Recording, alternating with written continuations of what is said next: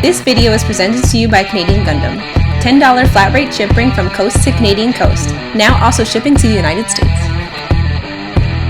Hey guys, it's 101R Smith, also known as Reggie Smith, and I would like to present to the Gunpla Network today my review of the Master Grade Gundam Astray Blue Frame D.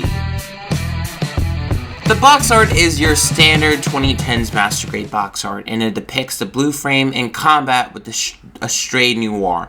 It looks great, and it's very colorful, and it's definitely going to represent the finally built model fairly well in comparison to what's it going to look like outside the box. Nothing really spectacular, but it gets the job done. I'm going to give the box art a 7 out of 10. The building process was actually pretty unique here.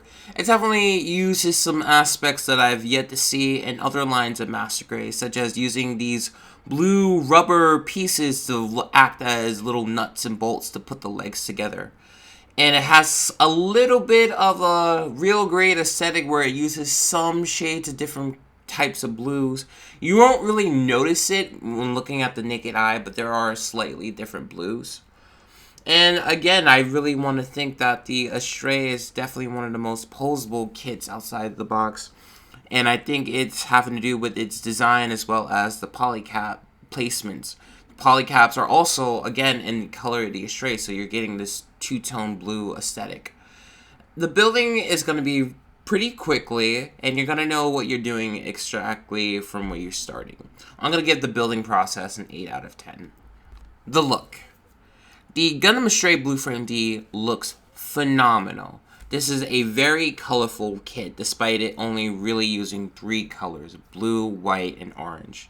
This thing is a slight update to the original Astray. There is a brand new headpieces, and it's reusing the Ale Striker pack from the Ale Strike Gundam version remaster.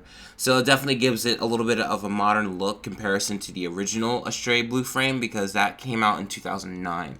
This thing looks more slimmed down and more angular. This thing looks amazing, and unfortunately you do have to do some painting. Just like with the red frame, the blue isn't all blue in hands. You have to take some time and actually color the white in it. In my review, I used a white Gundam marker, which I think did a pretty good job. However, in hindsight, I would have listened to other builders of what they said and used primer first before I applied the white.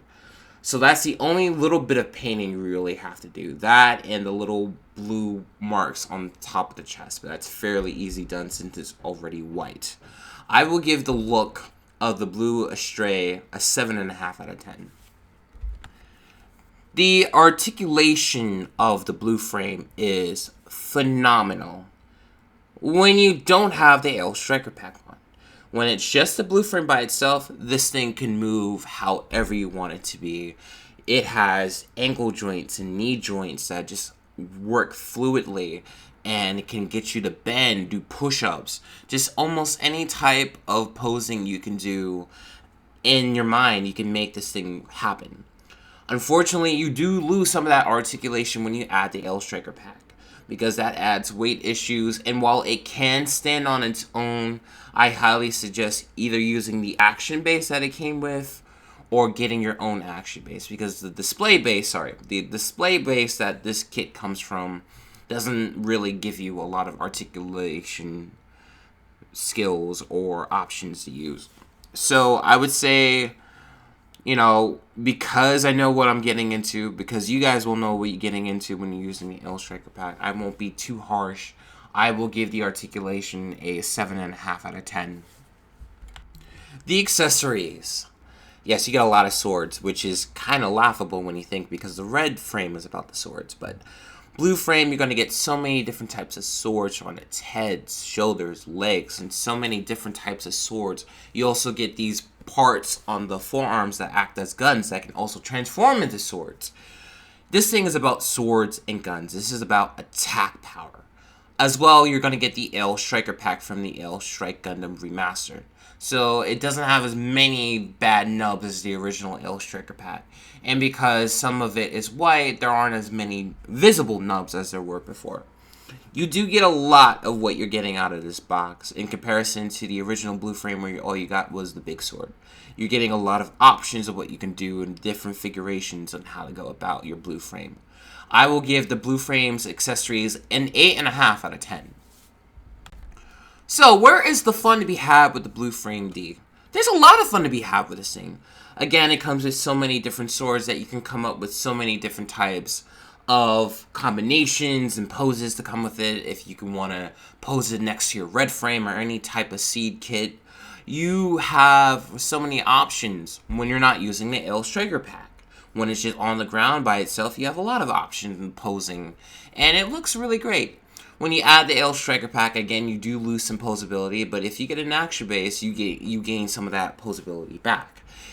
You can do air attacks, strike attacks, and it just phenomenally looks good, and you can pose it to however you want it in your head.